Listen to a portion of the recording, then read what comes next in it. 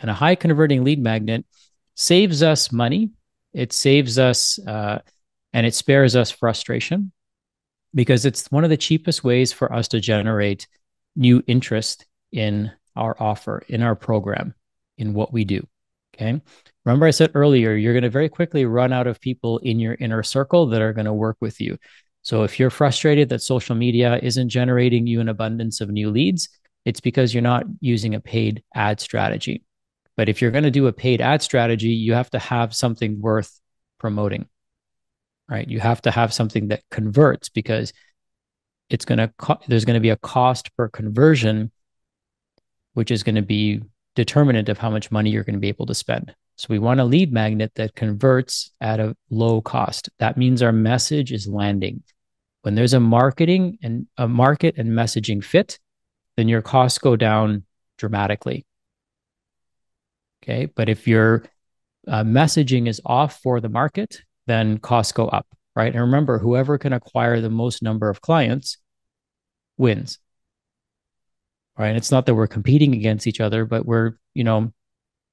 it's just the reality, right? If I can outspend you on acquisition, then you'll never be able to keep up with me. But if you can, lower the cost of acquisition because you've got something that's very attractive to people and builds trust and builds reputation, then you're going to be able to, you'll have an unlimited number of clients.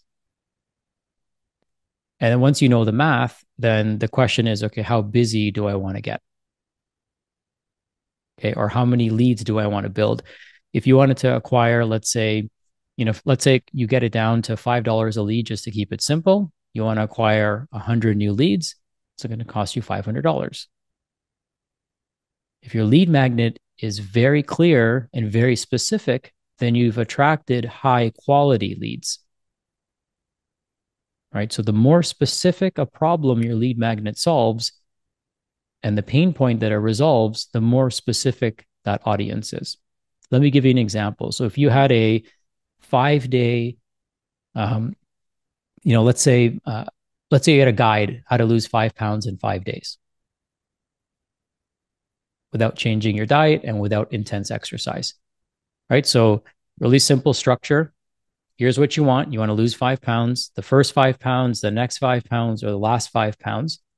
And you want to do it without intense exercise, without changing your diet. And you want to do it in 5 days, right? So it's very specific who you're attracting to this. People don't want to lose 5 pounds, but it's also very vague because doesn't everyone kind of want to lose 5 pounds? Right? Most people, if you went to the mall and surveyed them and they were honest with themselves, they probably all want to lose 5 pounds. But we could narrow that audience down further by making it specific to women who are going through menopause.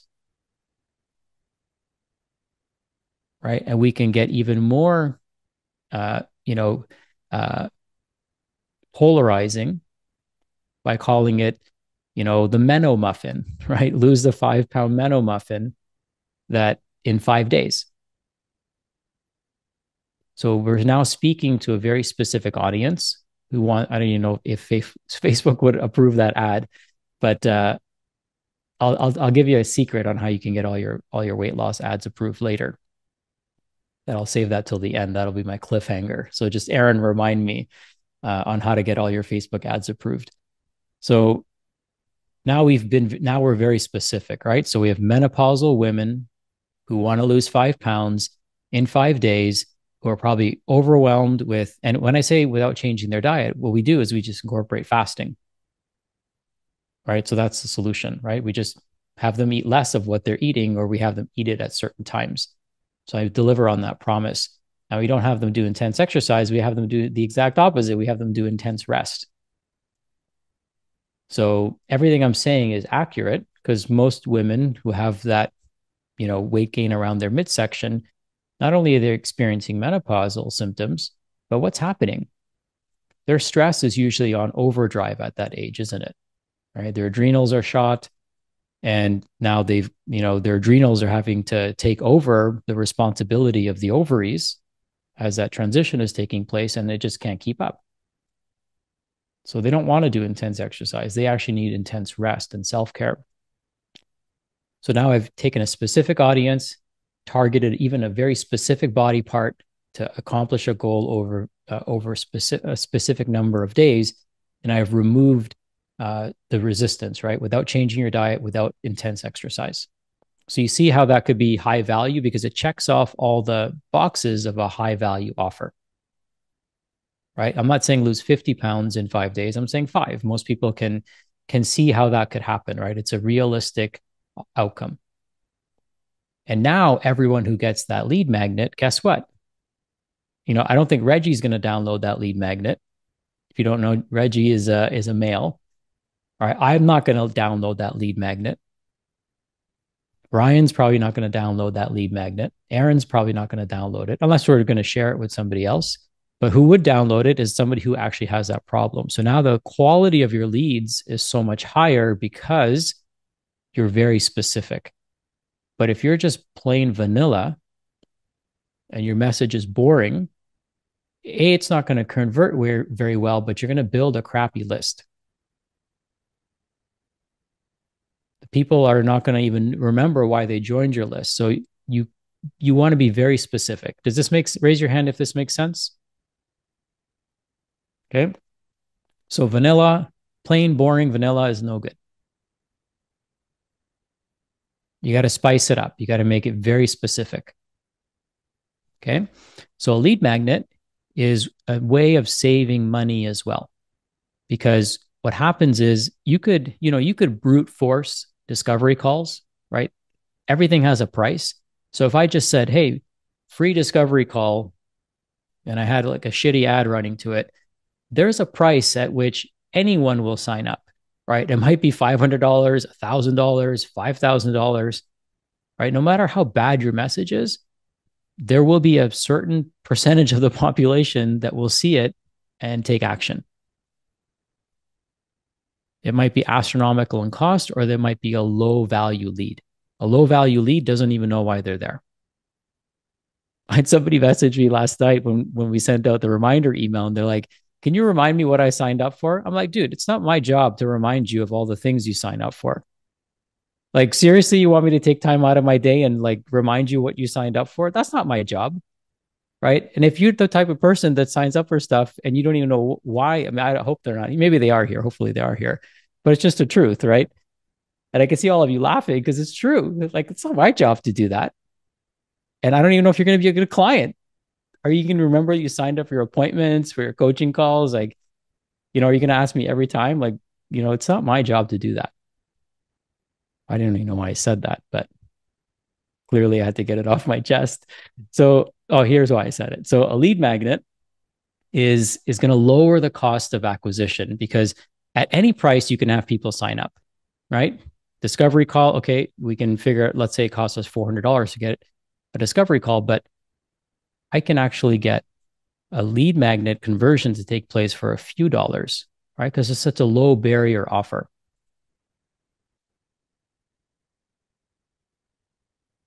Okay. And it gives them a taste of what we have to offer. And then that allows us to build trust with this person, which then allows us to make our core offer, right? So your lead magnet is kind of like a mini offer. And we'll go over different types of lead magnets in a second, which then allows you to build trust. And then you make your core offer. Okay. So I'll give you an example of a meta example of what we're doing today, right? So some of you are here because you've attended our trainings in the past and you've enjoyed our trainings and this topic piqued your interest, right? We actually created this topic and presentation based on a survey that we sent out to our mentorship community. And when we sent out this when we sent out the survey and got the results back, I'm like, man, if people are in our mentorship community are struggling with this, I know for sure that others are going to be struggling with it. So let's do a training and open it up to everybody.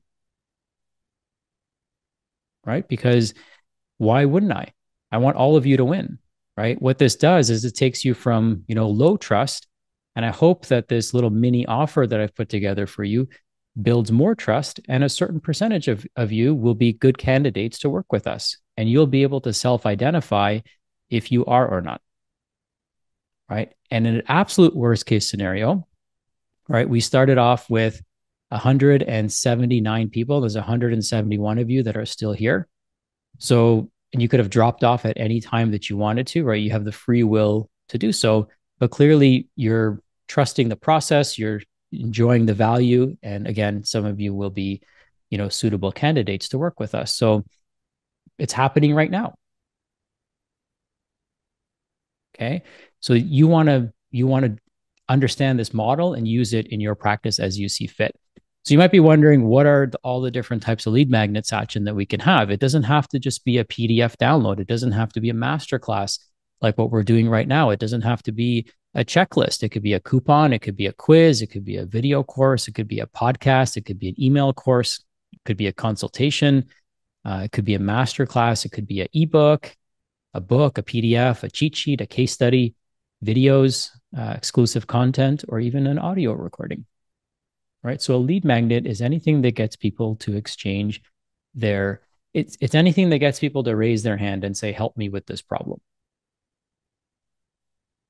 Okay. And the more specific we can be about this problem, the more we can actually build a high quality list.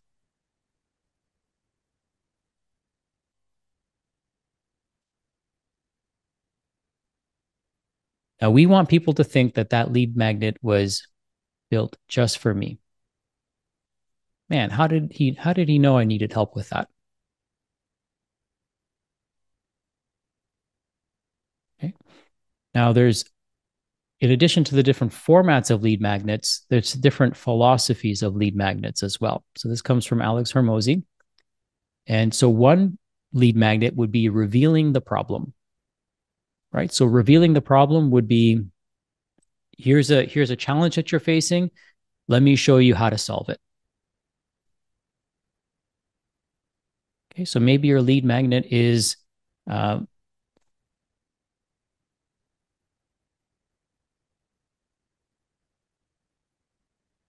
okay, so I won't make it a shocking title, but because I usually need time to massage that. But let's just say your lead magnet is 5 foods that every menopausal woman should remove if she wants to lose 5 pounds this week.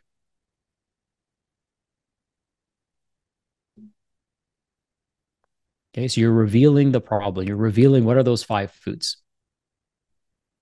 The second type of lead magnet would be a free trial. So a free trial would be kind of like what you're getting right now, right? You're getting a training that I would give to my mentorship community, which many of them are here, and you're getting a piece of the action. When we started the training, what did I tell you? I said this is going to cover a few of the sections of our 12-week program, right? So you're getting a trial right now, right? You're getting an insight into how I train, the content that we create, the philosophy, the values. You're getting a sampling of that. Okay. And the third type is step X of X, right? Or step X of Y, right? Maybe we give you here's a free first step.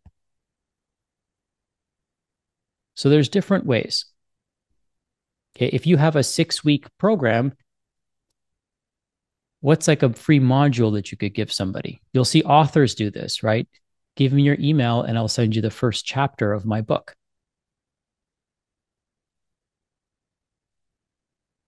Okay. Later today, you'll have an opportunity to do a $1 trial. All right. So we're putting this into action, and I'm telling you how we're putting it into action because one of my values is transparency. So there's different ways to create value for people. Okay. Reveal a problem, give them a free trial, kind of like they do at Costco, right? Some people love going to Costco for that. It's like the highlight of their day. And then step X of Y. Right? We see this in apps. Apps use a freemium model where you get free features like Zoom, right? You get free features. If you use a free Zoom account, I think you get a maximum of like a 40-minute call, right? And after 40 minutes, it starts telling you that, this call is going to end soon.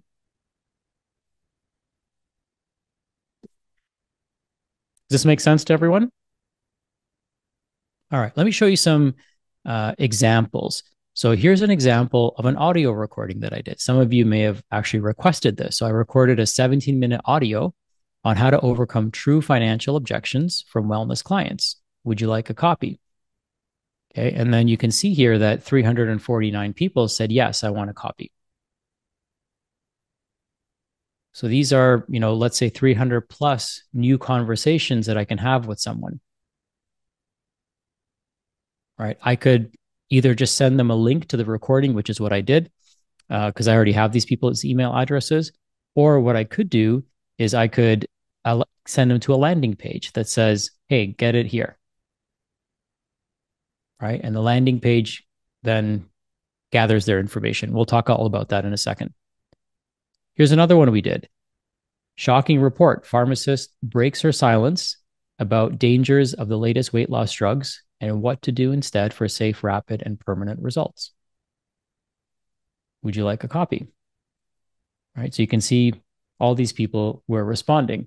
Now, I'll tell you this insider secret, the report doesn't exist. It will exist. Okay. So sometimes we can actually use our messaging to test to see if the message actually lands. Right. If I say I'm going to create this report, or let's say I create this report and I post this and like 2 people want it, how inspiring is that? I just wasted all this time and nobody cares. Right. But if I see that there's a response here, man, people are interested in this, then I can see that there's an organic signal, right? That people want to know what to do instead, right? Even practitioners, a lot of practitioners wanted this report. They want to know what to do instead with their clients or what kind of communication to have, right? So I can now write a pharmacist. I could have Deepa, who's actually writing the report, write this report, and we know that there's an interest in it. What is somebody who is interested in weight loss drugs? What is something that they want to do? They want to lose weight. Now I can get even more specific, right? And I can say pharmacist breaks her silence and writes about the dangers of the latest weight loss drugs for menopausal women and what they should do instead, right? So see how I can get even more specific. So guess what? Only people they first have to read what I'm writing, right? Sometimes guys respond to girls or men respond to things for women because they're interested in the topic, but maybe they missed that part. But if we put that in there that this is for menopausal women, now I'm building a list of people who are menopausal women. So every email I send to them after that is going to be in service and value for them because it's like, oh my God, you wrote this for me. Yes, I did.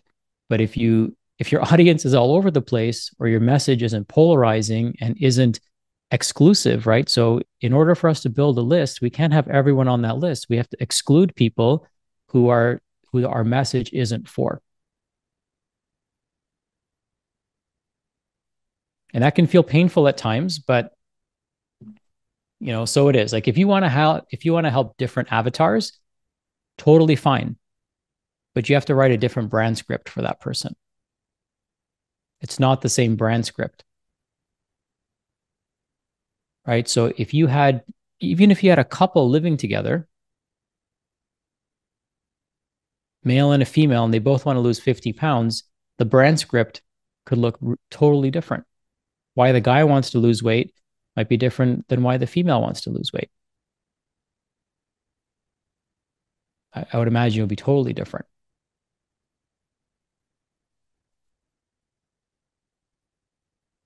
All right. Now, one thing to remind yourselves of is that you are different, right? And different is better than better. The more your message stands out, the more it's going to be the more attractive it's going to be to other people. So you have to be willing to polarize. You have to be willing to be inclusive but exclusive at the same time, right? We're inclusive of people who meet this criteria because I don't want a male. If I'm working on menopausal women, I don't want a male person on my list as much as I can help it, right? Because the message isn't going to land for them. It's just a dead lead on my list. They're never going to open the emails. Eventually, they might mark it as spam, which negatively affects the deliverability rate. If they never open the emails, it affects the deliverability rate.